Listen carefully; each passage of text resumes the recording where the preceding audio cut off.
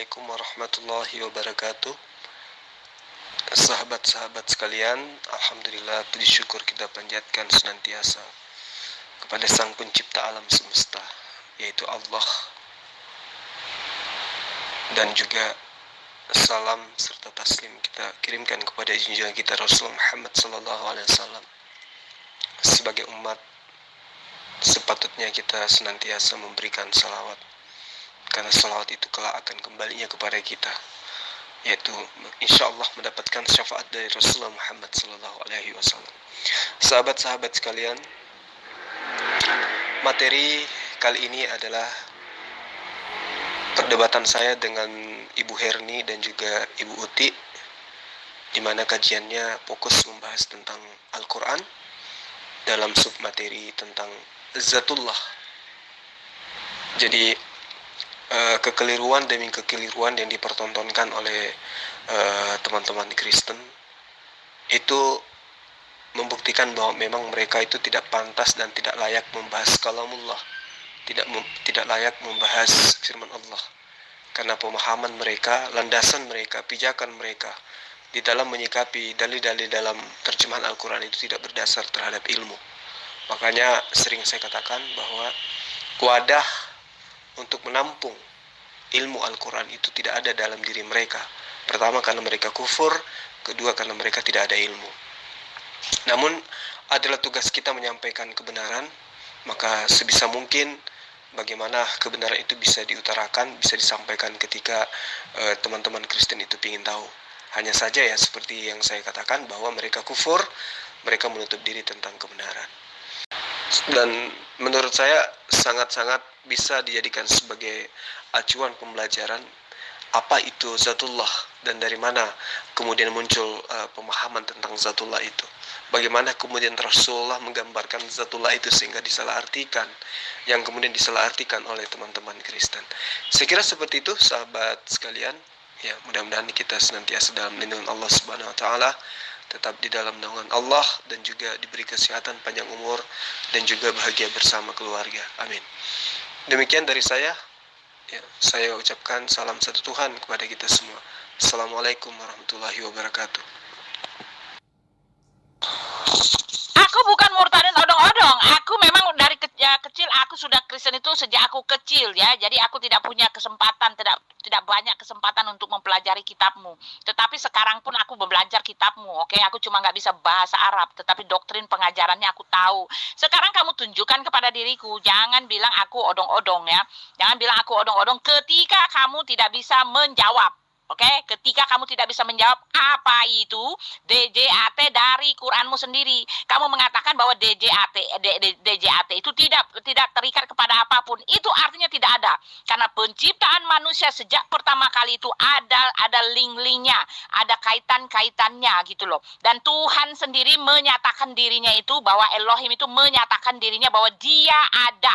Oke, jadi ketika kamu mengatakan bahwa Tuhanmu itu tidak terikat dengan apapun, itu artinya cuma omdo, oke, omong kosong atau halusinasi. Nah, kalau kamu mengatakan bahwa aku tidak berhalusinasi, tunjukkan di dalam kitabmu DJAT itu apa gitu loh. Bukan dari artikel-artikel, ketika orang-orang sudah susah payah mencari arti apa sih DJAT ini gitu loh. Lalu mereka buatlah artikel-artikel, oke, artikel-artikel dari orang-orang sendiri. Maaf, aku tidak percaya artikel karena itu buatan manusia. Yang aku mau tahu adalah pernyataan di dalam kitabmu sendiri. Apa itu DJAT, oke? Yang tidak odong-odong itu yang memahami ilmu Al-Quran lalu kemudian menemukan kesalahan di dalam Al-Quran tersebut. Nah, Anda kan baca ejaan hijaiyah saja nggak bisa, lalu murtad. Itu namanya odong-odong, Bu. Bapak Juma, Ibu dapat berbicara bernafas lagi. Itu adalah tanda Allah itu ada. Oh maaf, maaf ya, itu adalah roh. Roh itu adalah kehidupan yang diberikan oleh Tuhanku. Tuhanku memberikan roh kepada segala umatnya. Dia menghembuskan rohnya, dia menghembuskan nafasnya. Tetapi maaf, ini tidak bicara tentang Tuhanmu, Bapak Juma. Ini tidak bicara tentang Tuhanmu, karena Tuhanmu itu dia, bukanlah roh, oke? Hanya rohlah yang memberi hidup. Itu yang harus Bapak Juma ketahui. Di luar roh tidak ada kehidupan. Bapak Juma sendiri bisa mengatakan kan, Bapak Juma sendiri bisa lihat bahwa saya hidup karena ada roh. Dan roh itu hidup karena diberikan oleh roh. Mana ada zat memberikan kehidupan, karena zat itu esensinya bukanlah hidup.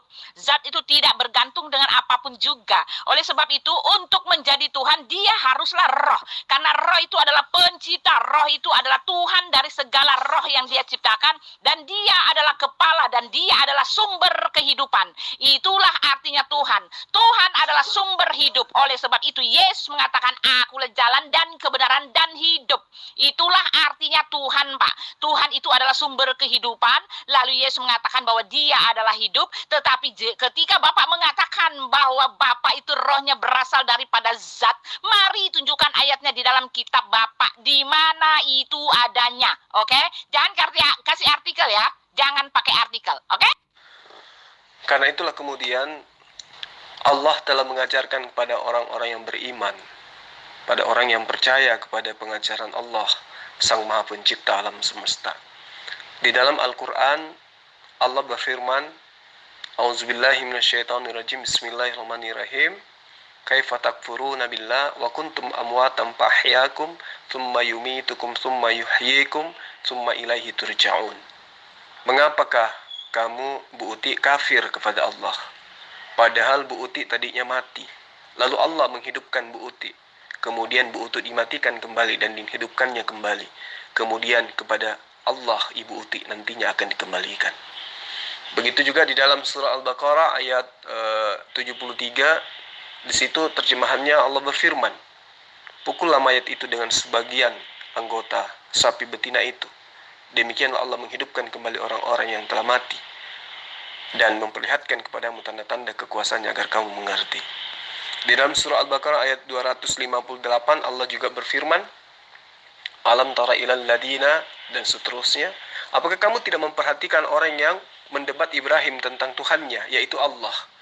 Karena Allah telah memberikan kepada orang itu pemerintahan, kekuasaan. Ketika kemudian Ibrahim berkata, Tuhanku adalah yang menghidupkan dan yang mematikan. Orang itu kemudian berkata, saya dapat menghidupkan dan mematikan. Ibrahim berkata, sesungguhnya Allah menerbitkan matahari dari timur, maka terbitkanlah dari barat. Lalu terdiamlah orang kafir itu. Dan Allah tidak memberi petunjuk pada orang-orang yang zalim. Jadi bukti adanya Allah Subhanahu wa Ta'ala, jelas Ibu Uti bisa hidup. Karena hanya Allah lah yang menghidupkan dan mematikan. Terbukti Yesus yang Ibu tuhankan itu juga dihidupkan dan dimatikan oleh Allah. Jangan balik lagi ke tempatku.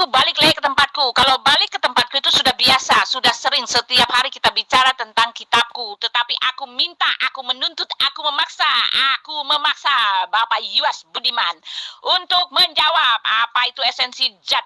Tunjukkan kepada diriku di dalam kitabmu bahwa zat itu memberi kehidupan, memberi roh, zat yang tidak tergantung kepada apapun juga, yang katanya tidak ada itu tetapi berkuasa, tetapi bisa melakukan segala sesuatu. Tunjukkan di dalam kitabmu, jangan dari artikelmu. Ketika kamu mengatakan apakah Yesus, ada pernyataan Yesus yang mengatakan bahwa dia adalah Tuhan, maaf, segala perkataan Yesus itu menunjukkan bahwa dia adalah Tuhan. Yesus bukan saja menunjukkan bahwa dia adalah Tuhan, murid-muridnya bahkan memanggil dia Tuhan. Lalu Yesus mengatakan, bukan semua orang yang menyebut aku Tuhan, Tuhan. Oke? Karena apa? Karena semua yang Yesus lakukan itu adalah satu paket menunjukkan jati dirinya adalah Tuhan. Sampai Yesus mengatakan, bukan semua orang yang menyebut aku Tuhan, Tuhan akan masuk ke dalam kerajaan sorga. Ketika Yesus mengatakan, akulah jalan dan kebenaran dan hidup, tak seorang pun sampai kepada Bapa kalau tidak melalui aku. Itulah jawabannya. Hidup itu artinya masuk sorga, hidup itu artinya kekal, hidup itu artinya kehidupan kekal yang kekal di sana. Oke? Jadi Yesus bukan cuma mengaku, tetapi Yesus juga melakukan segala perbuatan-perbuatan ketuhanan.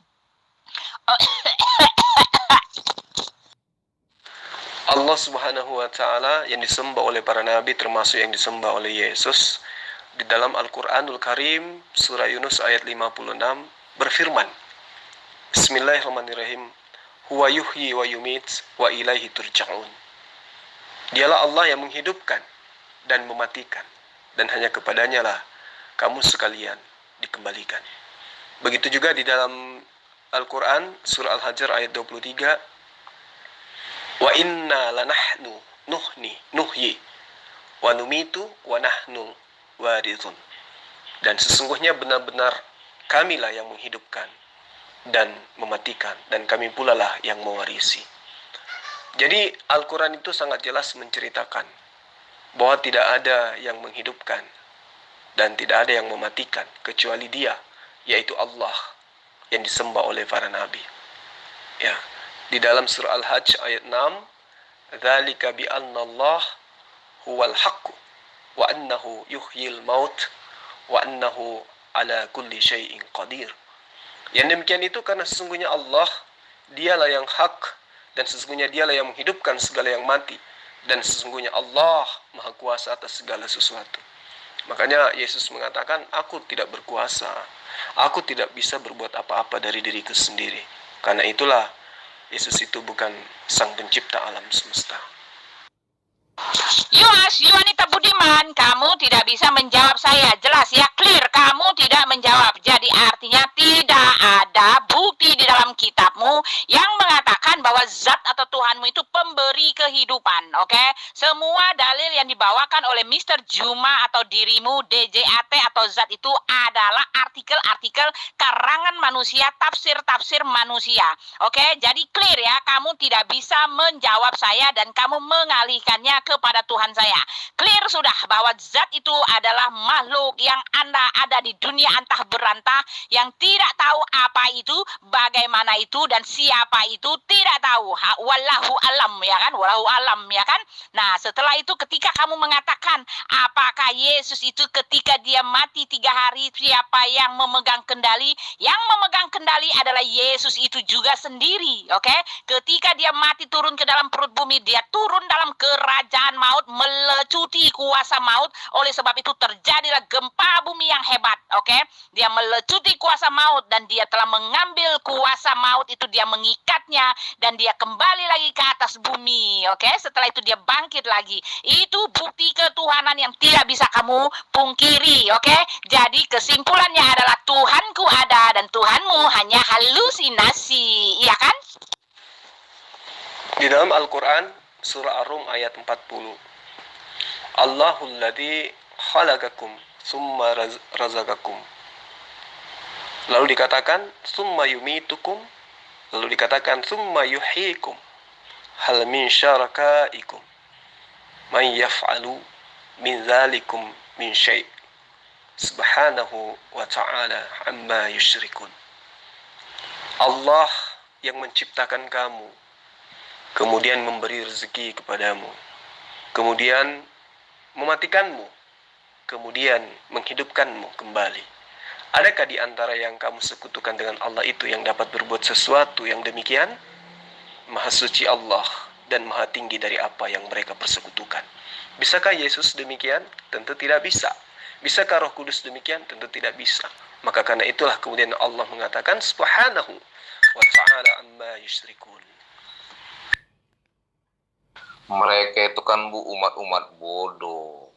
Mereka itu umat-umat tolol. Mereka mengatakan bahwa SWT tidak boleh disamakan dan disetarakan dengan apapun. Kita ulang lagi. Tidak bisa disamakan, disetarakan dengan apapun. Nah, sekalipun si SWT disamakan dengan zat, bahwa SWT adalah zat, itu artinya umat-umat batu nggak sadar diri telah menyamakan SWT menjadi zat. Makanya mana ada otak mereka itu, goblok semua itu, Bu.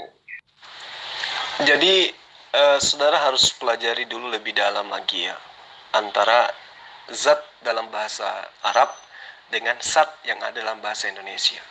Kemudian Anda harus paham, yang menyembah batu itu adalah Anda. Ya, saya sudah buktikan kalau Anda itu penyembah batu sakar. Jadi Anda jangan mengulang-ulang kesalahan yang kedua. Jadi zat itu dengan zat dalam bahasa Indonesia itu memiliki makna yang berbeda. Bila kamu mau belajar dengan baik. Sekalipun zat sendiri itu memang berasal dari bahasa serapan, yaitu bahasa Arab. Tapi zat yang berbicara mengenai esensi Allah itu berbeda dengan zat yang kaitannya dengan pemaknaan bahasa Indonesia. Nah, ini sudah seringkali saya ajarkan kepada umat terjemahan ya. Tetapi ya tidak apa-apa, saya juga kembali mengajarkan kepada Anda. Jadi, zat itu yang dalam bahasa Arab itu sudah menjadi istilah dalam kamus bahasa Arab. Demikian juga zat sudah menjadi istilah dalam kamus bahasa Indonesia. Nah, pengertian zat dalam bahasa Indonesia atau yang sering dipakai di dalam gospel, ya di kitabmu, di perjanjian lama, itu dipakai dalam istilah sains. Adalah sesuatu yang memiliki massa dan menempati ruang. Jadi zat ini jelas diterjemahkan dalam bahasa Inggris menjadi materi atau substansi. Nah, apabila zat yang bermakna memiliki massa dan menempati ruang, kemudian diterjemahkan dalam bahasa Arab, maka diartikan dalam sebutan madah. Madah, bukan zat. Paham ya? Jadi zat yang adalah Indonesia, kalau di bahasa Arab kan menjadi madah. Ngerti? Sementara zat di dalam bahasa Indonesia, kalau diterjemahkan ke dalam bahasa Indonesia, maka artinya adalah esensi atau hakikat. Sampai sini paham nggak? Pak Juma. Nah, sekarang kalau Pak Juma mengatakan ada yang mau bahas Al-Quran, bahas sendiri Pak. Jawab ini, tolong Pak Yuas, Bunda Wanita Budiman yang tidak tahu apa itu A, apa itu zat. Bapak kan keluar-keluar tuh tadi tuh di YouTube Bapak itu bilangnya debat sama Herni, tapi yang diomongin kan suara Bapak sendiri gitu. Kata-kata Herni, perkataan Herni nggak berani ditampilkan, ya kan? Nah, sekarang Bapak tunjukkan kepada saya gitu loh, apa sih zat itu Pak gitu loh. Adakah benda yang sosok yang seperti itu yang tidak ada tetapi bisa bekerja, yang berkarya dan melakukan segala sesuatu? Bagaimana mungkin gitu loh kalau dia itu bukan roh? Oke? Nah, tunjukkan yang di luar roh yang bisa melakukan segala sesuatu. Oke, Pak? Ibu jangan fitnah. Jadi semua yang saya tunjukkan di dalam konten saya itu adalah hasil diskusi saya dengan Bu Herni. Kalaupun ada yang saya tidak tampilkan, itu berarti saya belum tanggapi gitu. Tapi semua yang saya tanggapi pasti saya tampilkan. Karena saya dalam hal ini adalah menjawab semua argumen-argumen kaum kufar. Nah, kaitannya dengan zat dengan sat. Saya mencoba untuk menyadarkan ibu bahwa zat yang adalah bahasa Arab dengan sat yang adalah bahasa Indonesia, ibu harus bedakan dulu. Sat yang ada di dalam bahasa Indonesia, Z-A-T, kalau diarabkan, maka dia menjadi kata mada. Mada, yang artinya adalah materi atau substansi. Sesuatu yang bisa dipegang, sesuatu yang bisa diraba, sesuatu yang bisa dirasakan dalam arti kata wujud, dalam arti kata nampak oleh mata manusia. Itu yang perlu ibu pahami dengan baik. Sementara zat kalau diindonesiakan itu maka artinya adalah hakikat. Jadi berbicara mengenai Allah itu adalah berbicara mengenai hakikat sang pencipta. Itu. Jadi mada itu adalah massa atau materi, kemudian zat itu adalah hakikat sang pencipta. Nah, ibu harus membedakan. Kalau Anda mengatakan zat dalam bahasa Arab, maka itu bukan merujuk kepada ciptaan atau massa atau materi, bukan. Tapi kalau Anda berbicara mengenai zat dalam bahasa Indonesia, maka itu merujuk kepada materi. Nah, disinilah kekeliruannya umat terjemahan karena tidak memahami itu. Sangat keliru bila dalam pemahaman umat terjemahan menyamakan antara zat Allah dengan zat seperti zat padat, gas, kemudian zat cair seperti yang ada di kitab Ibrani, bagaimana kemudian Tuhannya Kristen disebut dengan zat. Ya, itulah kalau hanya umat terjemahan. Jadi kelimpungan mencari bahasa yang lebih cocok untuk dicocokkan dengan ketuhanannya. Dengan ketuhanan sembahannya maksud saya. Jadi Anda harus bisa memahami perbedaan kata zat dengan sat. Zat bahasa Arab artinya adalah hakikat Allah atau pribadi Allah atau esensi Allah, sementara sat dalam bahasa Indonesia itu adalah materi. Ya, sampai di sini ibu paham nggak? Sebelum saya lebih jauh mengajarkan ibu tentang ini. Pak Juma, kasih tahu Pak, zat dalam bahasa Arab dengan zat dalam bahasa Indonesia sama-sama Pak, bukan benda hidup itu Pak. Apapun kata Bapak sama aja, bukan benda hidup itu Pak. Tidak ada rohnya Pak, enggak hidup, enggak ada kuasa Pak, enggak bisa ngapa-ngapain Pak. Karena di luar roh tidak ada kehidupan Pak, oke? Nah, inilah kelirunya Ibu. Ya, kata zat itu memiliki makna tersendiri. Jadi apa yang dimaksud dengan zatullah atau zat Allah itu secara linguistik Arab, ya, dalam kamus Al-Munjid fil Lughah wal Alam, bahwa Allah itu jelas merupakan esensi, di mana zat yang maha ada, esensi atau hakikat yang maha ada, yang menyebabkan segala sesuatunya menjadi ada. Artinya dia adalah sumber penciptaan.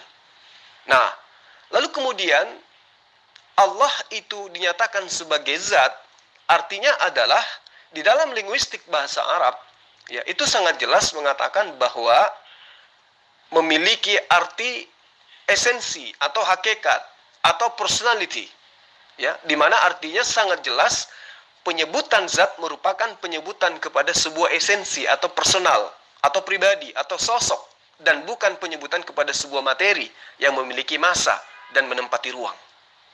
Nah, kalau penjelasan saya ini Anda tidak bisa tangkap bagaimana kemudian antara pemaknaan, antara perbedaan makna daripada zat dan sat yang selama ini sering disamakan, yang membuat umat terjemahan menjadi keliru dan melahirkan sebuah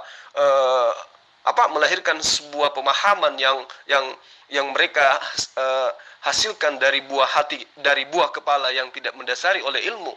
Mereka memikirkan zat Allah itu seperti makhluk. Maka itulah muncul kemudian pemikiran-pemikiran konyol. Ya. Jika ada ungkapan yang mengatakan bahwa seperti misalnya Ar-Rahman, itu jelas adalah sifat dari zat Allah. Apa itu? Hakikat Allah. Ar-Rahman adalah sifat dari hakikat Allah. Ar-Rahman adalah sifat dari esensi Allah. Jadi kalimat ini maknanya seperti kata Ar-Rahman adalah sifat dari personal, adalah sifat dari pribadi, adalah sifat dari esensi. Yang mana esensi yang dimaksud Ar-Rahman itu adalah sosok Allah itu sendiri. Sehingga kata zat sama sekali tidak menunjukkan pada penyebutan materi yang memiliki massa dan juga menempati ruang. Berbeda dengan Tuhan Kristen, dia adalah roh, ya, menempati ruang di dalam tubuh makhluk.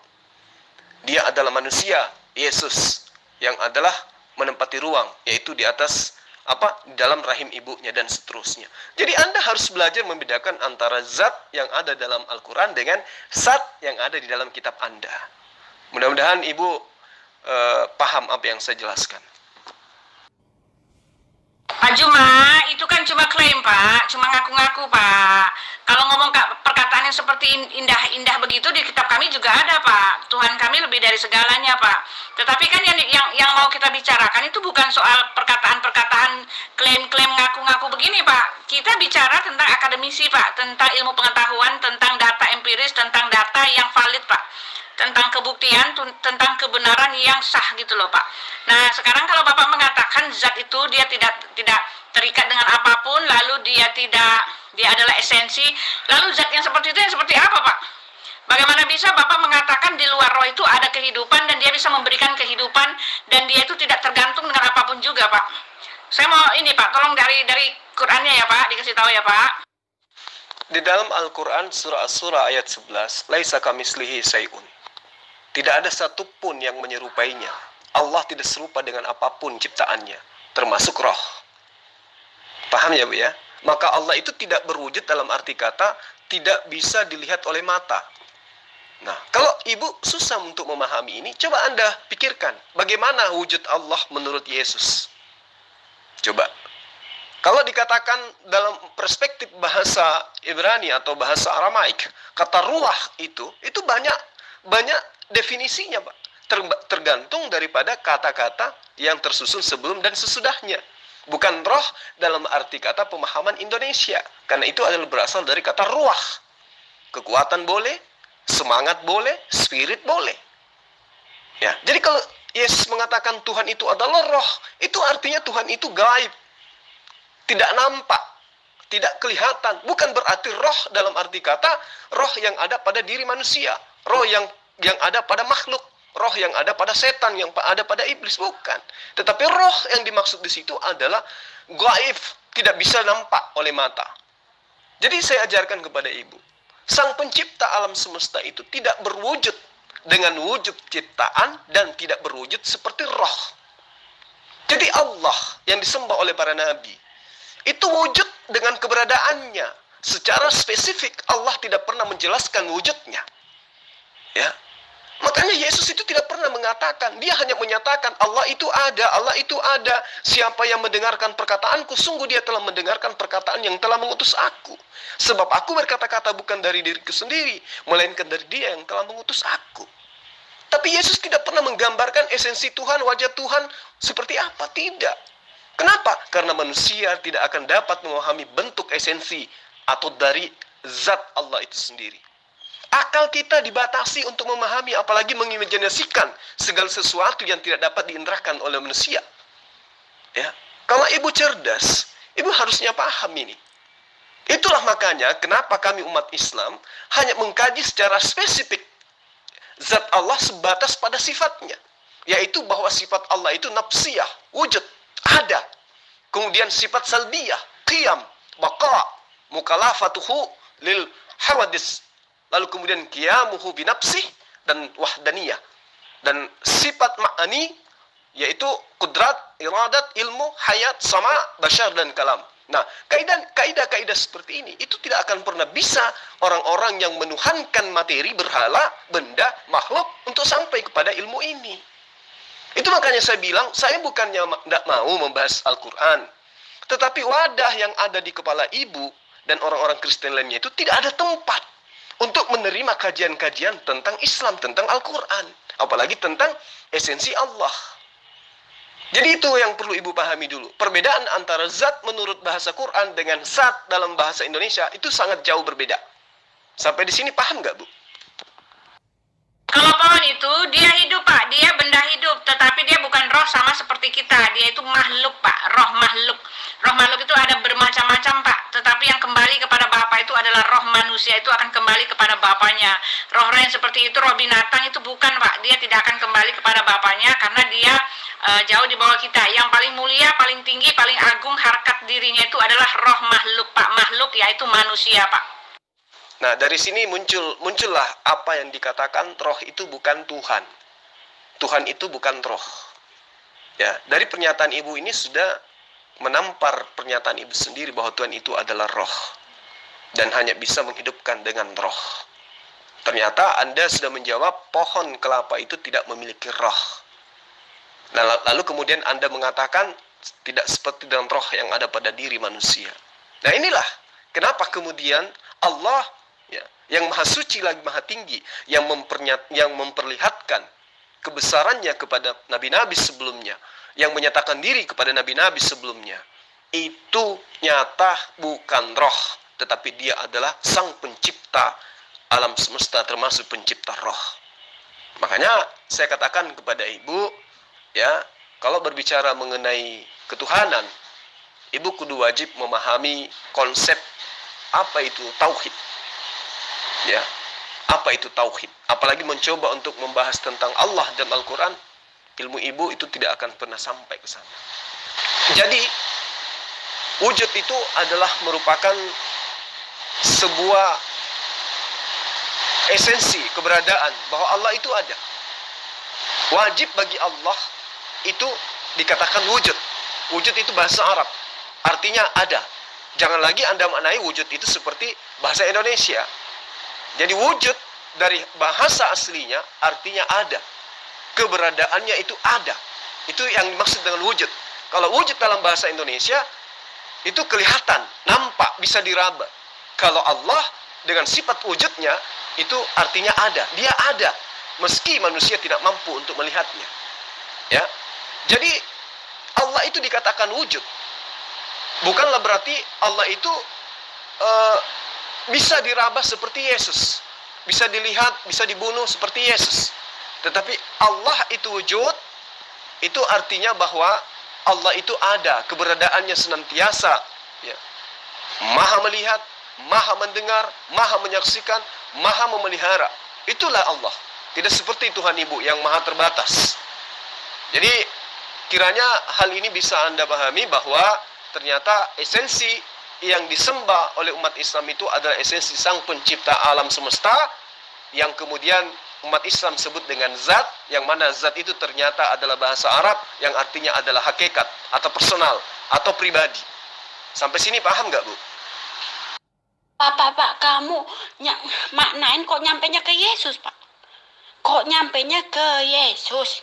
Kamu maknanya barusan, kamu nggak ada perkataan Isa Al-Masih Ibnu Maryam. Kok kamu nyampenya ke Yesus, Pak? Kamu mabok apa gimana, Pak? Kamu mau maknain terserah kamu, Pak, ya. Jadi istilahnya iblis itu ini memutar kamu lagi, Pak. Dan di situ kamu bilang maut itu nggak ada, Pak. Tulisan ya antara mati itu, Pak. Kok kamu putar lagi, Pak? Benerin lagi, Pak. Kamu baca ini, Pak. Baca, minum air muqaddas dulu, Pak, sebelum ditutup sama iblis, Pak. Ya, minum air muqaddas sebelum ditutup sama iblis. Otaknya kamu baca, oke, tapi maknanya hancur, Pak. Nyampe ke Yesus, Pak, ya. Di situ nggak ada tulisan Mama Maryam yang kamu baca barusan, Pak. Nggak ada tulisan Isa Al-Masih, ya, Pak, ya. Nggak ada tulisan Yesus, perkataan Yesus nggak ada, Pak.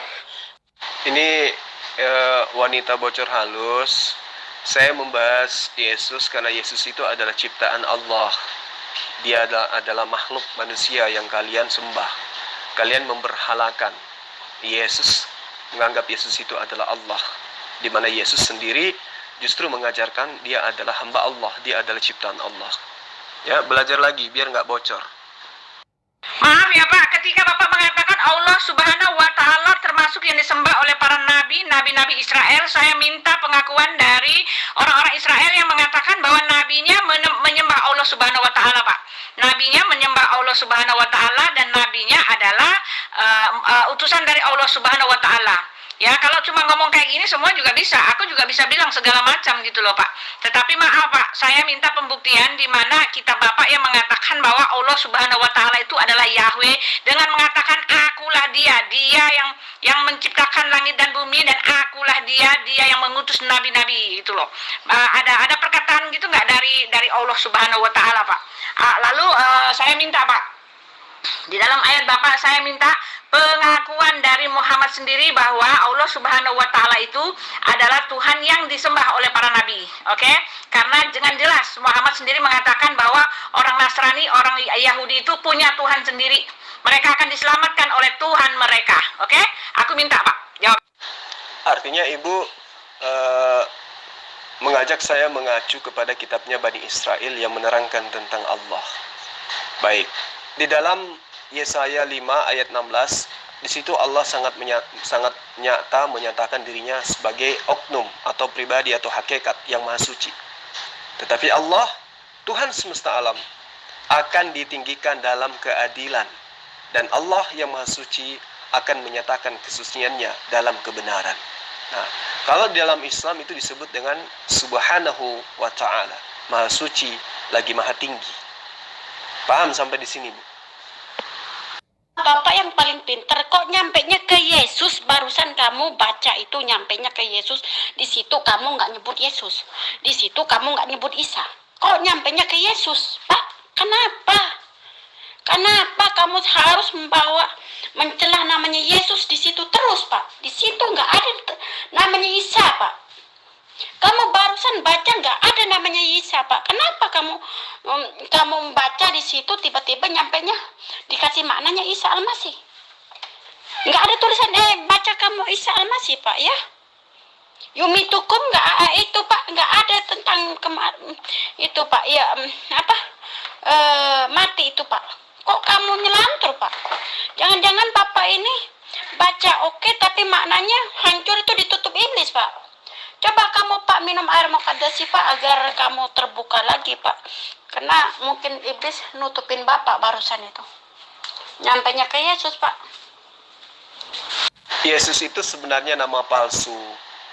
Nama aslinya itu adalah Yesua. atau Isa dalam bahasa Ibrani dan bahasa Arab. Ya, ibu ini selain bocor, ternyata ibu juga tidak memahami konsep daripada bahasa Semitik, bahasa yang digunakan oleh keturunan Abraham. Mereka disebut sebagai bangsa Abrahamaik, bahasa Abrahamaik. Bahasa Semitik ada 3, Ibrani, Aramaik, dan Arab, dan tidak termasuk dalam bahasa Yunani. Berarti tidak ada Yesus, yang ada adalah Yesua atau Isa. Nah, saya hanya menghargai sehingga saya mengikuti Anda, jalur teman-teman Kristen menyebut nama Yesus. Ya, saya hanya menghargai. Karena yang sesungguhnya nama itu adalah Yesua atau Isa dalam bahasa Semitik. Dan Yunani itu bahasa Greek, bahasa Greeka yang berawal daripada bahasa Septuaginta menerjemahkan kitabnya Bani Israel, itu tidak masuk ke dalam kategori bahasa keturunan daripada Abraham. Ya, supaya ibu ini paham dengan baik. Kalau ibu marah karena saya menggunakan Yesus, ya harusnya ibu malu menggunakan kata Alkitab, kata Nabi, kata Rasul, kata Allah, ya, kata mujizat, kata Roh, kata Kudus, dan seterusnya. Karena semua itu adalah bahasa Quran. Bapak sendiri nggak bisa jelasin kepada saya bagaimana Bapak mengatakan itu adalah esensi, tapi bukan materi, tetapi merupakan satu sosok, merupakan satu oknum, tapi bukan materi. Bagaimana oknum itu tidak termasuk materi, Pak? Kalau Bapak mau bilang begitu, ya Bapak harus paksakan menjadi roh, Pak. Ya, roh itu yang hidup, ya, yang esensi, yang sosok, yang hidup, yang bisa menciptakan langit dan bumi, yang bisa bekerja, berkarya, gitu loh. Zat sama zat itu sama aja, gitu loh. Bapak mengatakan itu merupakan dia ada loh. Adanya itu seperti apa, Pak? Apa dia berbentuk roh atau dia apa, gitu loh, Pak? Bapak sendiri nggak bisa jelaskan kepada saya, gitu loh. Bapak bingung kan? Dan ini juga kan, ini kan tafsir kan, Pak? Ini kan penafsiran, Pak. Dari kitab Bapak sendiri kan nggak ada kan ditulis itu apa itu zat. Bapak mengatakan itu adalah esensi, itu adalah oknum, nama loh. Tetap aja itu harus ada materinya. Kalau itu merujuk kepada satu tempat, kalau itu merujuk kepada satu sosok, merujuk kepada satu esensi, merujuk kepada satu oknum, ya tetap saja harus ada materinya, Pak. Oke? Kok bisa, Pak? Ada satu sosok, ada oknum, ada satu sosok, satu oknum, satu nama kata Bapak, tapi nggak ada gitu loh. Bingung dah. Ya, sama Bu, ketika saya juga bertanya, Anda mengatakan wujud daripada sembahan Anda itu adalah roh-roh. Seperti yang diterangkan di dalam Wahyu 5 ayat 6. Bahwa roh Tuhannya Kristen itu adalah berwujud binatang, bertanduk 7 dan bermata 7. Dan itulah ketujuh roh Tuhan, roh Theos yang diutus ke bumi. Ketika saya tanya kepada ibu, bagaimana wujud daripada roh ini? Apakah ibu setuju wujud roh Tuhan Anda seperti roh binatang bertanduk 7 dan bermata 7? Coba. Kalau Anda mengatakan, ya seperti roh binatang, coba Anda tunjukkan, seperti apa wujud roh itu? Tentu Anda tidak akan pernah mampu untuk menyatakan itu. Maka dikatakan, di dalam kitabnya Bani Israel, Tuhan itu berbentuk ruah. Ya, artinya gaib dia. Dia tidak mampu dilihat oleh mata manusia. Tidak bisa didengar oleh kuping manusia. Makanya dalam Al-Quran diterangkan. Dalam surah Asy-Syura ayat 11 yang saya bacakan kepada ibu. Laisa kamislihi syai'un. Tidak ada yang serupa. Tidak ada makhluk satupun yang serupa dengan hakikat Allah. Maka kita tidak bisa menggambarkannya. Ya, hanya agama pagan yang bisa menggambarkan esensi Tuhannya. Maka itulah kemudian saya ingin mengajarkan kepada ibu. Di dalam konsep Islam, ada ijtihad ontologisnya. Bagaimana kemudian umat Islam itu menetapkan bahwa pada hakikat Allah itu memiliki 20 sifat. Di mana yang nomor pertama adalah sifat wujud. Apa wujud itu? Wujud itu bahasa Arab yang artinya adalah ada. Nah, karena kita ini, manusia ini, roh ini adalah makhluk. Itu sebenarnya tidak ada. Tapi kemudian kita ini menjadi makhluk, maka kemudian kita diadakan. Oleh siapa? Oleh Dia yang ada, yaitu Allah. Yang ada adalah Allah, sebelum kata ada itu ada. Nah, bahkan kalau ibu memahami penggunaan kata ada, karena ada yang ada, itu jelas.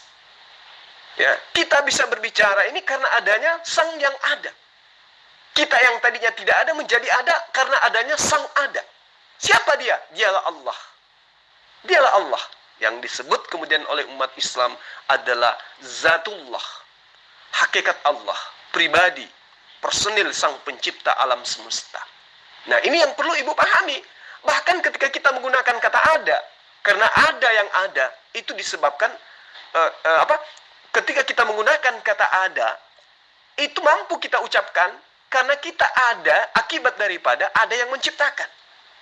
Nah, inilah yang disebut penggunaan kata tidak ada kepada unsur manusia atau makhluk itu dikarenakan menjadi ada dikarenakan karena adanya sang pencipta. Pasti ibu akan bingung ketika saya menjelaskan tentang kaidah-kaidah Quran. Maka dari itulah kemudian di dalam ilmu tauhid makna la ilaha illa ana. Artinya tidak ada sembahan, tidak ada pencipta, tidak ada Tuhan kecuali aku. Nah, jadi makna la ilaha illa ana adalah la wujuda illa ana. Tidak ada yang ada kecuali aku Allah. Artinya la ana illa ana.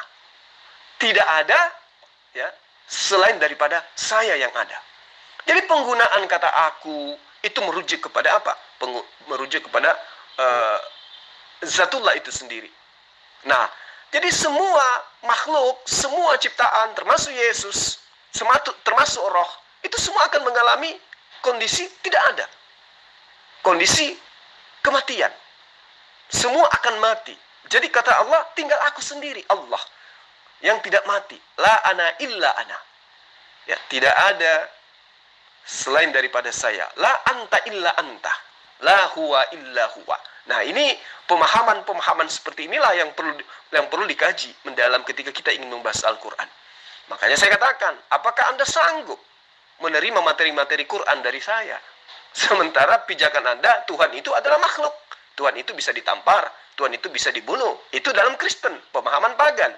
Kalau dalam ajaran tauhid, baik itu Yudaisme maupun Islam, itu Tuhannya laisa kamitslihi syai'un. Tidak ada yang serupa dengan Tuhan kami. Maka saya katakan, Tuhan yang kami sembah adalah Tuhan yang mereka sebut dengan sebutan Elohim. Elah Abraham, Allah Israel atau Alaha. Ya, itu ibu harus pahami mendalam ya, supaya ibu bisa paham bahwa ternyata Tuhan yang disembah oleh umat Islam dan orang-orang Israel, Bani Israel itu adalah esensi yang sama. Zat itu ada 3, zat padat, zat cair, zat gas. Zulkifli M. Abbas. Iya, betul, itu zat dalam bahasa Indonesia. Anda benar. Tapi zat di dalam bahasa Al-Quran tidak seperti itu. Dan tadi saya sudah menjelaskan kepada Anda.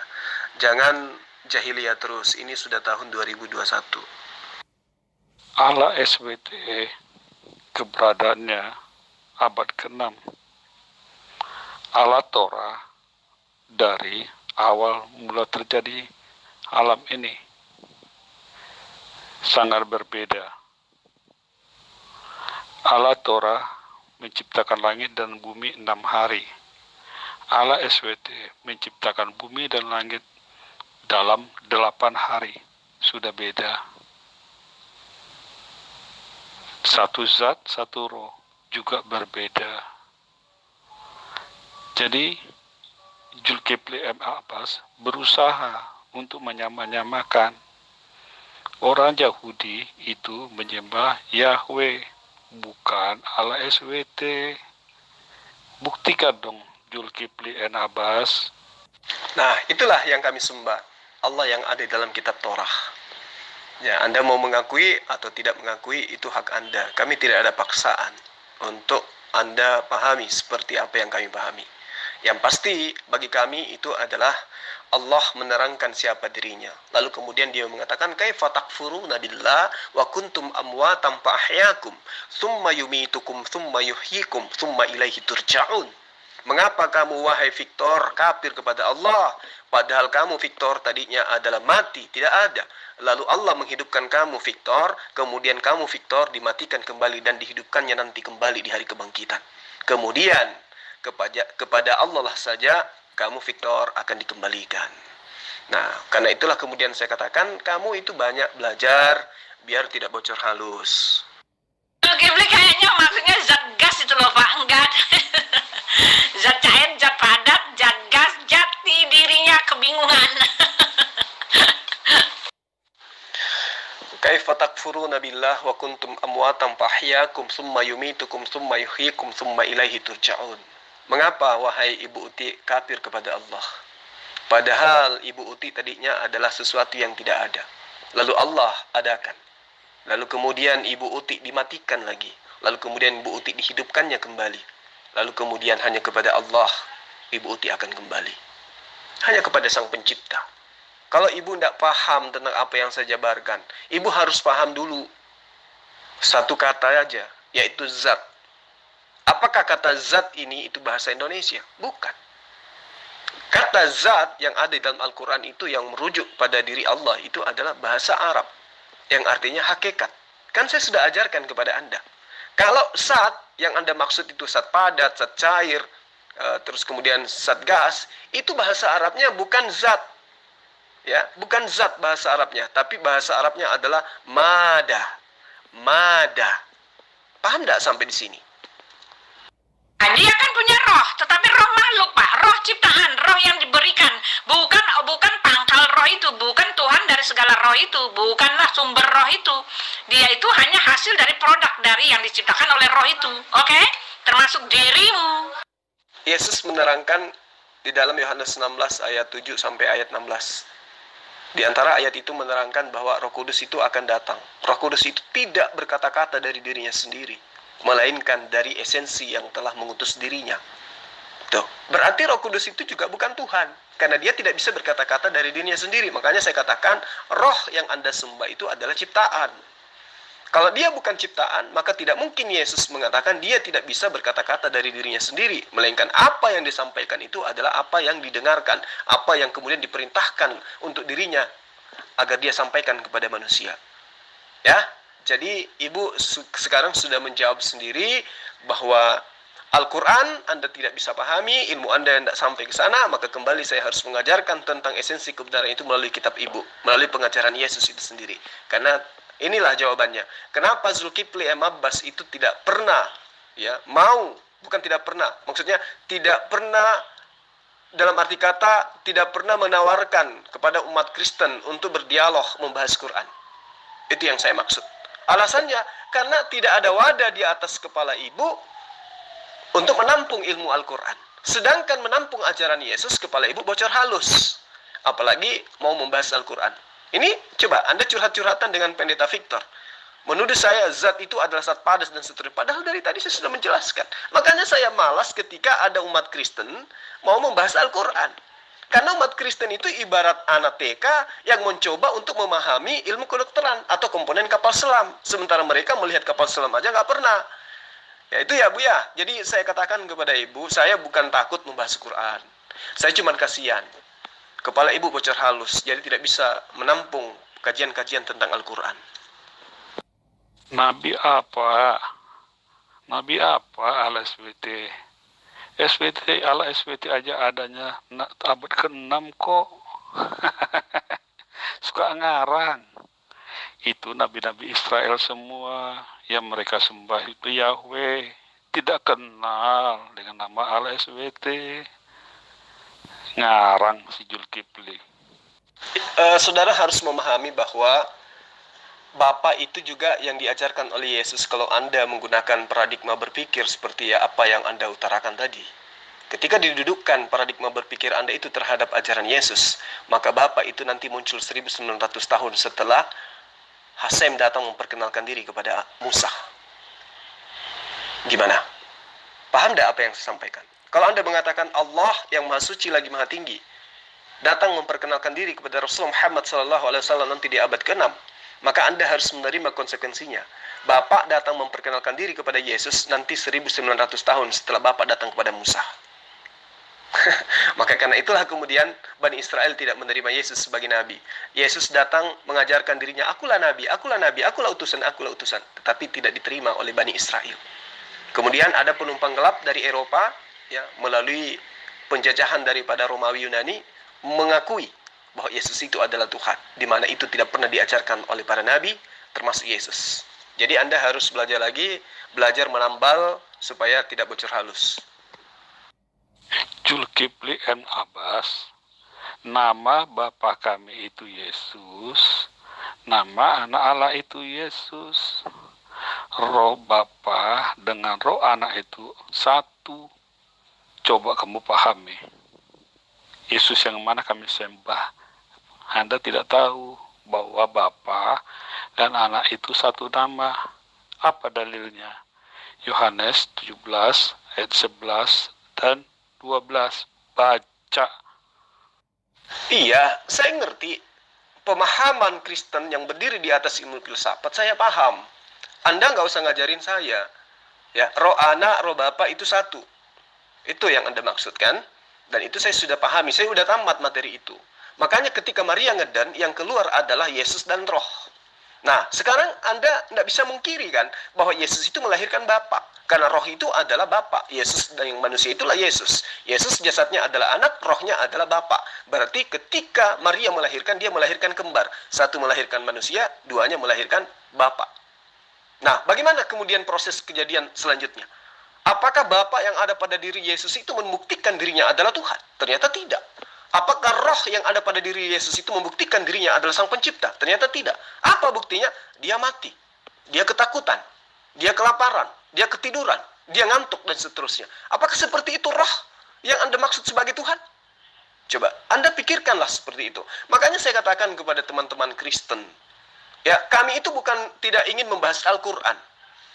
Tentang penjabaran pemahaman Anda akan pengajaran kitab Anda saja, Anda terjadi kebocoran di otak. Ya, saya masih bagus mengatakan itu bocor halus. Padahal sebenarnya itu bukan bocor lagi, tapi sobek. Pemahaman konsep yang Anda bawa ini adalah konsep filsafat. Bagaimana kemudian filsafat Yunani itu dihilangkan sehilang-hilangnya, untuk kemudian supaya dia tidak muncul. Karena ketika filsafat Yunani itu muncul, maka akan muncul dua mata pelajaran, akan muncul dua keyakinan yang sama persis. Makanya kekuasaan Romawi pada saat itu memberhentikan adanya filsafat Yunani. Supaya apa? Supaya yang muncul kemudian hanya Kristen. Kenapa? Karena pada dasarnya ajaran hakikat filsafat Yunani dengan filsafat Kristen, dengan ajaran Kristen itu sama. Makanya saya katakan ketika Anda ingin membahas ini, ya Anda harus belajar dulu, ya. Maaf Pak, saya ajarin Pak. Bapak kan Nabi Bapak sendiri nggak tahu tuh Pak apa artinya roh Pak. Jadi jangan sok-sokan, jangan melebihi Nabi Bapak. Nabi Bapak tidak tahu apa itu roh. Dia mengatakan roh itu adalah urusan Tuhanku, gitu loh Pak. Adalah urusan Tuhan katanya kan. Jadi Tuhan kami itu adalah roh Pak. Jadi itu adalah jelas mengatakan bahwa Tuhan kami itu adalah Tuhan yang benar. Karena Tuhan kami itu roh, Tuhannya Bapak zat. Lalu bagaimana ceritanya Bapak mengatakan Tuhan yang zat itu tiba-tiba menjadi roh. Lalu ketika Bapak mengatakan bahwa roh itu adalah apa? Ada spirit, adalah tidak sama dengan roh-roh makhluk. Maaf Pak, Alkitab kami telah mengatakan bahwa roh yang di dalam Bapak itu roh makhluk, roh yang di dalam anjing itu roh makhluk, roh yang di dalam kuda itu roh makhluk Pak. Itu tidak sama dengan roh Allah kami. Karena di dalam kitab kami, di dalam ntar saya kasih ayatnya ya. Di dalam kitab kami mengatakan bahwa Tuhan kami itu roh, dialah pangkal dari segala roh, dialah Allah pencipta segala roh, dan dia adalah Tuhan dari segala roh makhluk, oke? Dan roh Bapa, roh manusia, dan roh yang hidup, semua yang hidup itu adalah roh makhluk buatan Allah kami, yang dihembuskan, diciptakan. Di dalam Ayub 33 ayat 4 mengatakan roh Allah telah membuat aku, dan nafas yang maha kuasa membuat aku hidup. Di dalam Mazmur 104 ayat 29 bahwa Elohim itulah yang mencabut nyawa Bapa, dan Elohim itulah yang memberikan nyawa di dalam setiap makhluk Pak. Jadi maaf Pak, Bapak tidak tahu apa-apa soal roh di situ ya. Jadi ketika Bapak mau menyambung-nyambungkan lagi, balik lagi ke Alkitab, maaf Pak, saya menuntut Bapak untuk menyatakan apa itu zatnya Bapak, oke? Kalau gitu coba Anda tunjukkan kepada saya, apa yang diajarkan Tuhan Anda tentang roh. Saya tunggu ya Buti. Apa roh menurut Tuhan senior? Apa roh menurut Tuhan junior, dan apa roh menurut Tuhan bungsu, Bapa, Anak, dan Roh Kudus. Apa yang dimaksud roh oleh Sang Bapa, oleh Sang Anak, oleh Sang Roh Kudus itu sendiri? Coba Anda jelaskan, saya tunggu. Itulah Zulkifli and Abbas, suka berputar-putar.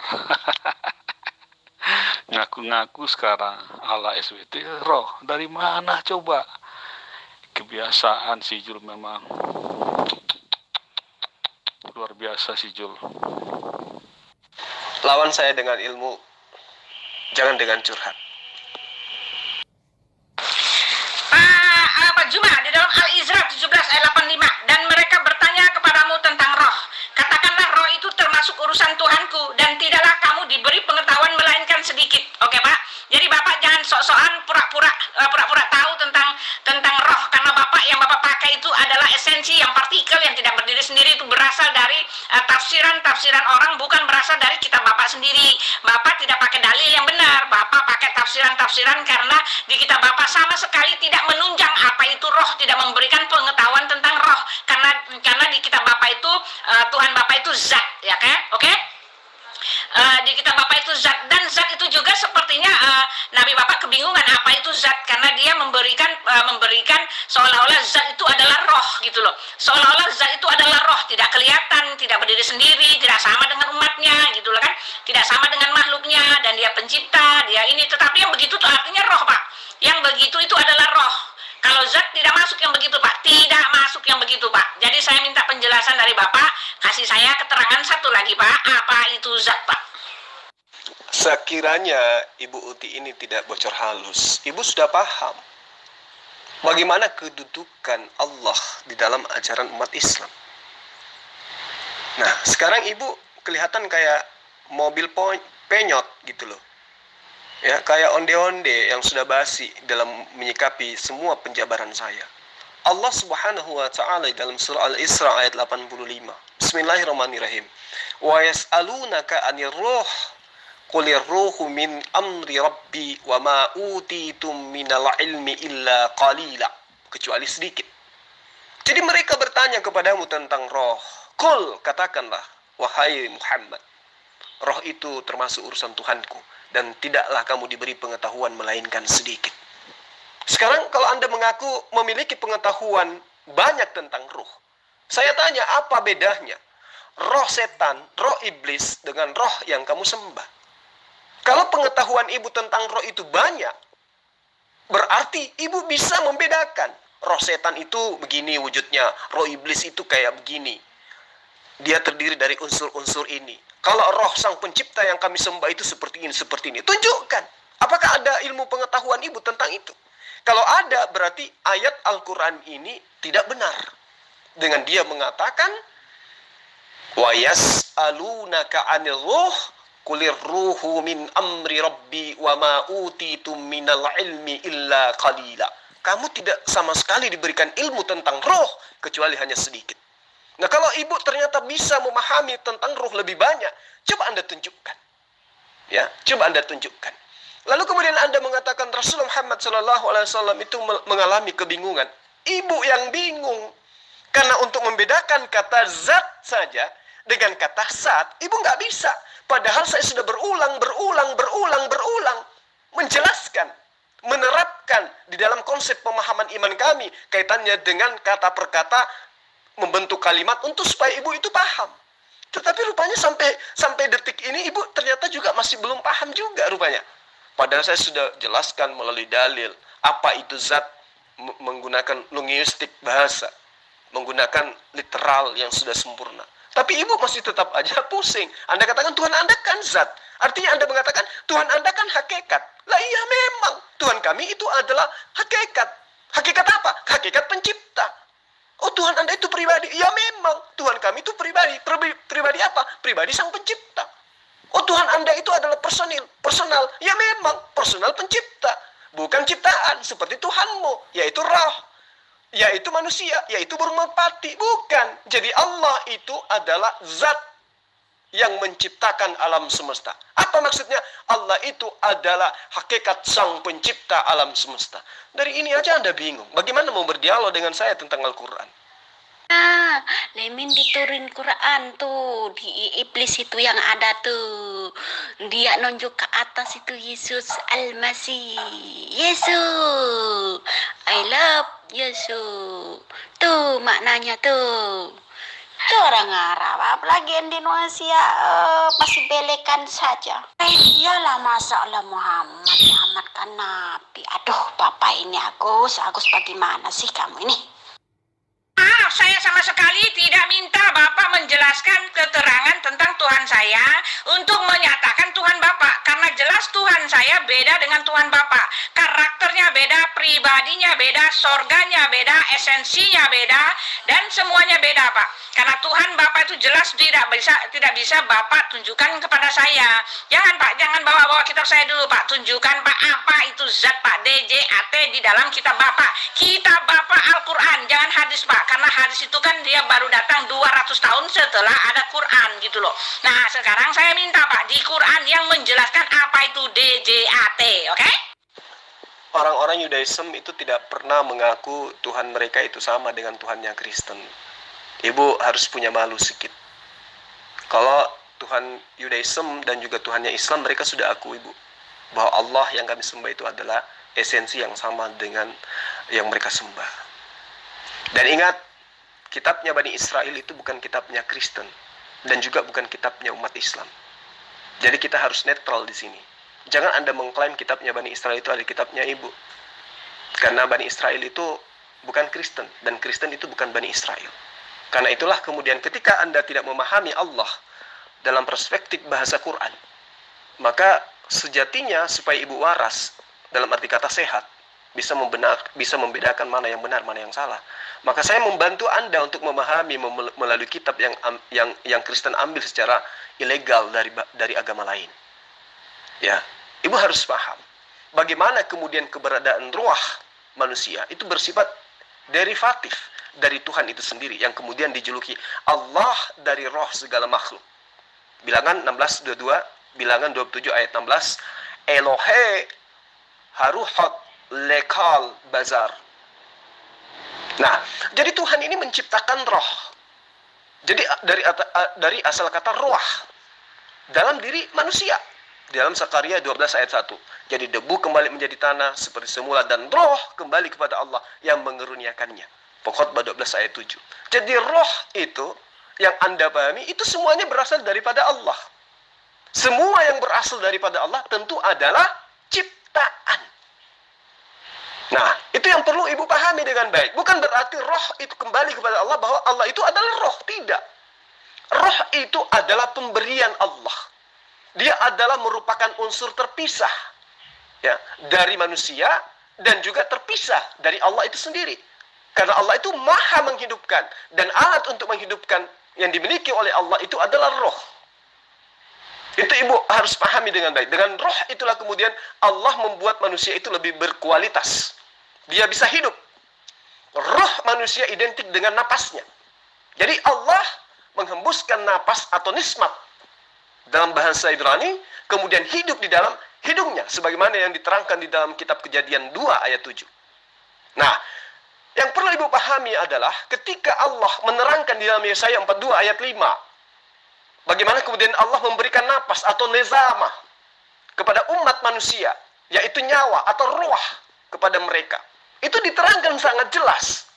Jadi bagaimana kemudian di situ Ibu harus memahami kesejajaran antara roh atau nezamah ya, dalam penjabaran bagaimana kemudian Allah menerangkan di dalam kitab Bani Israel tentang ruah dan kedudukan Allah sebagai sang pemberi roh. Jadi semua yang berasal dari Allah itu bukan Allah, tetapi itu adalah ciptaan Allah. Itu yang perlu Ibu pahami dengan baik. Pak Juma nggak bisa tunjukin ke saya nih Pak Juma?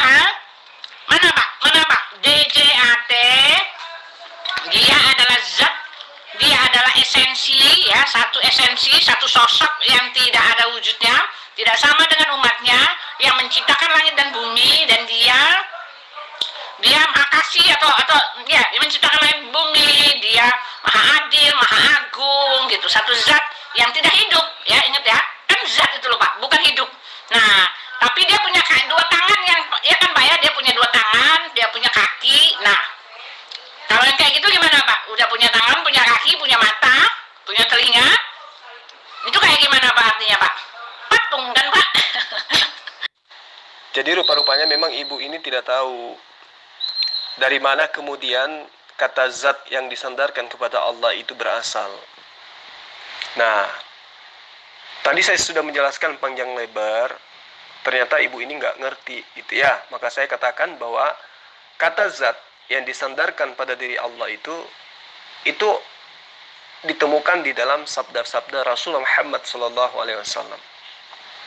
Maka kata zat itu harus merujuk kepada bahasa Arab itu sendiri, bukan bahasa Indonesia. Apa kata Rasulullah Muhammad SAW? Tafakkaru fi khalqillah wala tafakkaru fi zatillah. Nah, dari sinilah kata ini kemudian berasal. Berpikirlah kamu tentang ciptaan Allah, tetapi jangan berpikir mengenai hakikatnya, mengenai pribadinya, mengenai wujudnya. Itu maksudnya. Dari kata zat itu berasal dari sabda Rasul Muhammad SAW. Sama ketika Rasulullah Muhammad SAW juga menjelaskan ya, bagaimana kemudian Allah itu diceritakan oleh Rasulullah Muhammad SAW dengan senantiasa merujuk kepada kepribadian, hakikat Allah atau personal Allah. Ya, dikatakan di dalam hadis Rasulullah yang diriwayatkan oleh Abdullah bin Abbas, itu dikatakan berpikirlah terhadap sesuatu yang diciptakan oleh Allah dan janganlah kamu berpikir kepada zat Allah. Apa itu? Hakikat Allah. Nah, kalau kita merujuk lagi kepada hakikat Allah, berarti Allah itu adalah Qul huwallahu ahad. Ya. Allahus samad. Lam yalid wa lam yulad wa lam yakul lahu kufuwan ahad. Itulah esensi Allah. Itulah pribadi Allah. Itulah hakikat Allah yang merujuk kepada kata zat. Itu tadi. Jangan Anda samakan zat dalam bahasa Indonesia. Karena Rasulullah Muhammad SAW itu tidak sedang menceritakan esensi Allah dengan menggunakan bahasa Indonesia, tapi menggunakan bahasa Arab. Dia mengatakan tafakkaru fi khalqillah wala tafakkaru fi zatillah. Zatillah. Jangan engkau berpikir tentang pribadi Allah, tentang hakikat Allah, tentang personal Allah, tentang wujud Allah. Itu jadi asal kata zat itu berasal dari situ, bukan berasal dari kata Indonesia, yaitu ZAT, bukan. Karena itulah kemudian Ibu Uti harus banyak belajar. Jangan Anda samakan di dalam Kisah Para Rasul 17 ayat 29. Maka oleh sebab kita dijadikan oleh Theos, tiadalah patut kita menyangkakan zat Theos itu serupa dengan emas dan perak atau batu yang berukir. Ya, jangan Ibu samakan dengan itu. Jangan Anda samakan dengan apa yang ada di dalam kitab Ibu tentang kata zat dengan zat yang ada di dalam bahasa Arab. Ya, Bu ya. Kejadian 1 ayat 2, bumi belum berbentuk dan kosong, gelap gulita meliputi samudera dan roh Allah melayang-layang di atas permukaan air. Itu apaan yang kayak itu? Ya. Nah, ini kalau dibahas secara mendalam ini, Kejadian 1 ayat 2, ini tidak seperti ini terjemahannya. Tapi kita tidak sedang membahas itu. Kita sedang membahas esensi atau hakikat Sang Pencipta alam semesta. Kitab Wahyu itu Pak. Itu visi misi, itu alegori, apa ya namanya ya? Analogi. Itu analogi dan itu bukan bicara tentang hal yang sebenarnya. Naga itu bukan seperti itu, Pak. Itu penglihatan, Pak. Penglihatan itu sepertinya itu seperti visi misi, penglihatan dan nubuatan. Tidak bisa Bapak katakan dia ada berkepala 7. Maaf Pak, jangan alihkan ke tempat saya Pak. Tunjukkan dulu Pak.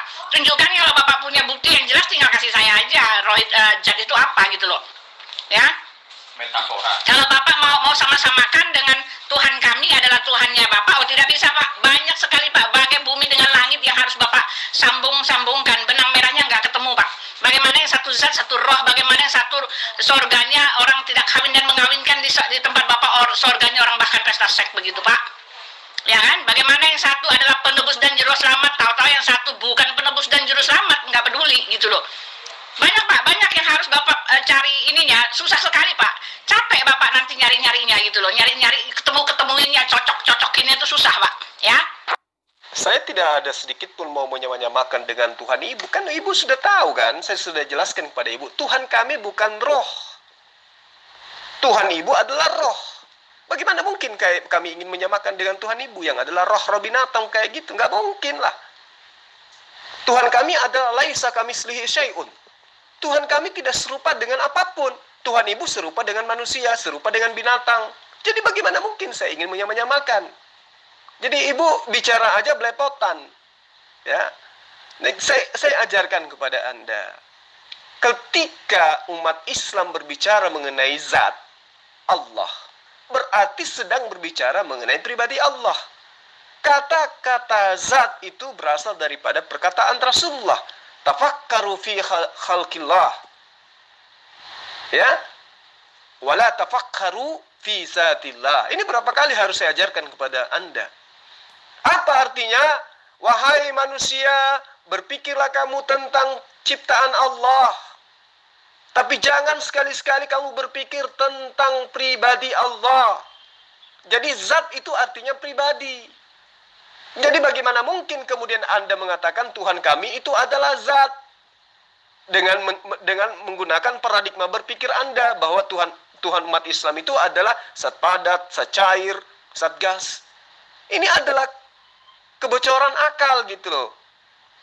Rasulullah mengatakan la tafakkaru fi zatillah. Jangan kau berpikir tentang hakikat Allah. Jangan kau berpikir tentang pribadi, tentang personal, tentang hakikat Allah, tentang wujud Allah. Jangan. Bukan berarti Rasulullah Muhammad SAW mengajarkan Allah itu adalah zat padat, zat cair, gas. Bukan, Bu. Makanya belajar dulu. Jangan Anda menghujat agama orang lain tanpa Anda menggunakan ilmu. Anda mengatakan Allah itu adalah zat. Ya, dengan anggapan bahwa Tuhan kami itu adalah zat padat, zat cair. Padahal di situ kan sudah jelas dikatakan zat itu adalah personal, zat itu adalah hakikat, zat itu adalah pribadi. Masa Ibu nggak ngerti? Artinya jangan kamu berpikir tentang pribadi Allah. Seperti apa tangannya, seperti apa matanya, seperti apa dia punya kepala, seperti apa dia punya kaki. Itu yang dimaksud di situ. Karena kenapa? Dikatakan Allah itu laisa kamitslihi syai'un. Tidak ada yang serupa dengan dia. Sehingga manusia itu tidak mampu untuk mengetahui seperti apa sebenarnya hakikat daripada Allah itu sendiri. Jadi, sekali lagi saya katakan kepada Anda. Ya, Allah itu bukan makhluk. Dia itu adalah mutlak, absolut, tidak terbatas oleh ruang dan waktu, termasuk tidak terbatas oleh alam pikiran manusia. Sementara manusia serba relatif. Ya, contoh, mata Anda tidak mampu melihat Makassar dari kota Anda. Padahal kota Makassar itu ada. Itu bukti bahwa mata kita ini memiliki keterbatasan. Ya, pemikiran kita ini punya keterbatasan. Sementara esensi atau zat Allah itu tidak memiliki keterbatasan. Nah, kalau saya mengatakan zat Allah itu pasti Anda mengatakan zat cair, zat padat. Enggak, itu karena kebocoran akal Anda. Kalau saya mengatakan zat Allah itu berarti berbicara mengenai pribadi Allah. Jadi ketika berbicara pribadi Allah dalam bahasa Arabnya zatullah, itu manusia tidak akan pernah sanggup. Karena itulah kemudian Rasulullah mengajarkan wala tafakkaru fi zatillah, dan janganlah kamu berpikir tentang pribadi Allah. Gitu. Paham enggak sampai sini, Bu? Buktikan aja, Pak, kalau zat yang kayak gitu ada, Pak. Buktikan aja kalau ada di luar roh yang memberikan kehidupan, yang memberikan nafas kehidupan. Buktikan aja, Pak. Tanya dimanapun Bapak, buktikan aja. Nggak usah repot-repot. Buktikan aja kalau ada di luar roh yang memberikan kehidupan, Pak. Dalil-dalil kan saya sudah jelaskan kepada Ibu tadi. Ya, saya sudah jelaskan dalilnya seperti apa. Bagaimana Allah kemudian bertanya kepada orang-orang kafir, kenapa mereka kafir terhadap Allah. Itu kan saya sudah jelaskan kepada Ibu. Kaifa takfuruna billah wa kuntum amwatan fa ahyaakum tsumma yumitukum tsumma yuhyikum tsumma ilaihi turja'un. Mengapa wahai manusia kamu kafir kepada Allah padahal kamu tadinya mati? Lalu Allah menghidupkan kamu, kemudian kamu dimatikan lagi dan kamu dihidupkannya lagi. Kemudian kepadanya nanti kamu akan kembali kepada Allah. Itu bukti bahwa Allah itu menghidupkan dan mematikan. Artinya Allah ini adalah esensi atau zat di luar daripada roh yang ada pada diri manusia. Tapi karena ilmu Anda tidak sampai ke sana, memang agak susah untuk menjelaskan Al-Quran kepada orang yang buta hatinya, kan gitu.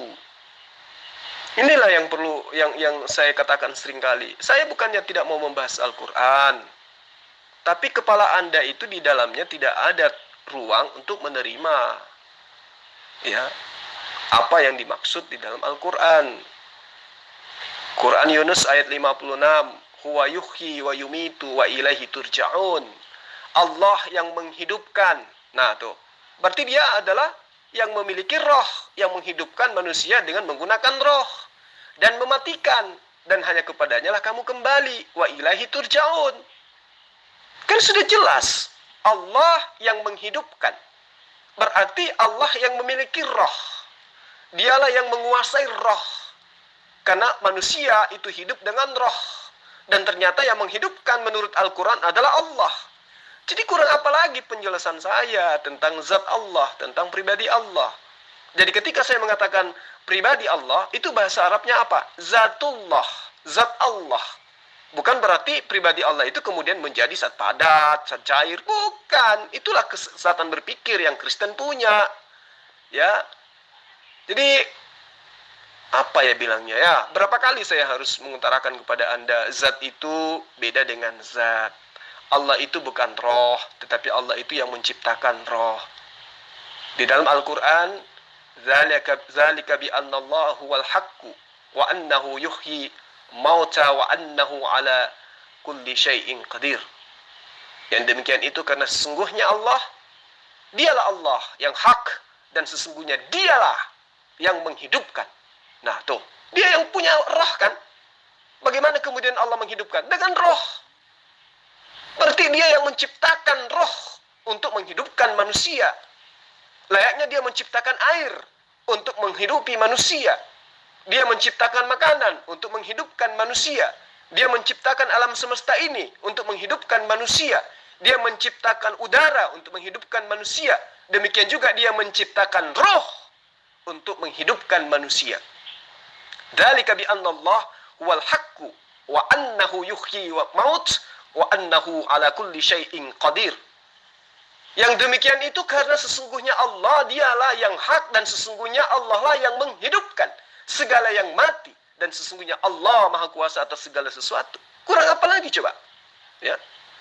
Wa huwal ladzi yuhyi wa yumitu wa lahul dikatakan walahu ikhtilaful lail wan nahar afala taqilun. Kalau saya nggak salah itu di dalam Surah Al-Mu'min. Saya lupa ayatnya. Yang pasti ayat itu ada. Wa huwal ladzi yuhyi wa yumitu wa lahu ikhtilafil lail wan nahar afala taqilun. Ya, seperti itu. Dikatakan dialah Allah yang menghidupkan dan mematikan. Wa huwal ladzi yuhyi wa yumitu. Dialah yang menghidupkan, dialah yang mematikan. Itu sudah jelas dalam Al-Qur'an. Ya. Jadi bagaimana mungkin kemudian Anda itu bingung terhadap esensi atau zat Allah yang saya terangkan. Allahul ladzi khalaqakum tsumma razaqakum. Lalu kemudian tsumma yumitukum. Lalu dikatakan tsumma yuhyikum. Allah lah yang menciptakan kamu. Nah, kalau dia yang menciptakan manusia, berarti dia yang menciptakan roh. Paham ya? Kalau belum paham juga, waduh, kasihan. Masya Allah. Betul Bang Jemaah. Assalamualaikum warahmatullahi wabarakatuh. Sorry Bang. Sorry. Ya, sepertinya sudah tidak ada anjing yang bergonggong, Bang. Waalaikumsalam warahmatullahi wabarakatuh. Jadi, Adinda, saya harus mengajarkan mereka ini ibarat anak TK. Saya harus mengatakan kepada mereka, harus Anda bedakan dulu mana zat, mana sat. Sat di dalam bahasa Indonesia artinya adalah materi. Zat di dalam bahasa Arab itu artinya pribadi. Nah, apakah kata zat ini berdiri sendiri? Tidak. Ketika ada dikatakan zat, maka dia akan mengatakan zatillah atau satullah. Artinya apa? Orang yang paham bahasa Arab pasti ngerti. Yang dimaksud kata ini disandarkan kepada Allah artinya adalah pribadi Allah. Pribadi Allah, hakikat Allah, personal Allah. Dia tidak bisa diganggu gugat. Yang diceritakan sini adalah pribadinya Allah. Siapapun Allah, seperti apapun hakikatnya, yang diceritakan ketika mengatakan zatullah atau zatillah itu adalah pribadi Allah. Nah, bagaimana pribadi Allah ini? Sesungguhnya sudah nyata dalam Al-Quran, laisa kamislihi syai'un. Tidak ada sesuatu makhluk pun yang sama seperti Allah. Jadi bagaimana mungkin kemudian orang-orang jahiliyah ini mengatakan bahwa Tuhan sembahannya Islam itu adalah zat. Zat dalam arti kata materi, zat cair, zat padat. Itulah bodohnya. Padahal zat yang adalah bahasa Indonesia, di dalam bahasa Arabnya itu adalah mada. Mada artinya dalam bahasa Indonesia adalah zat. Sementara zat dalam bahasa Quran itu adalah hakikat atau pribadi atau esensi. Nah, itulah. Jadi ya saya harus mengajarkan orang-orang yang bocor halus di grup ini supaya mereka itu bisa memahami, oh ternyata memang wajar lah kemudian kenapa debater Islam itu tidak mengajarkan kita, tidak melayani kita berdebat tentang Al-Quran, karena memang pemahaman untuk memahami Al-Quran itu harus berdasar kepada ilmu, minimal qiraat dulu, seperti itu. Kamu itu ngecaprak saja. Kamu mungkin masih belum memahami, otaknya ditutup iblis. Apakah ini, apakah ini, apakah ini? Tanyalah sama Yesus sendiri, ngapain ribut-ribut kayak ini? Hidupnya kayaknya nggak tenang deh. Kalian nggak tenang ya hidupnya ya. Ngecaprak terus, ini Yesus masih ini, ombang-ambing. Saya aja yang Islam dipanggil Yesus langsung percaya. Kenapa? Karena kan Yesus sendiri yang manggil. Andai kan orang, gimana aku mau percaya?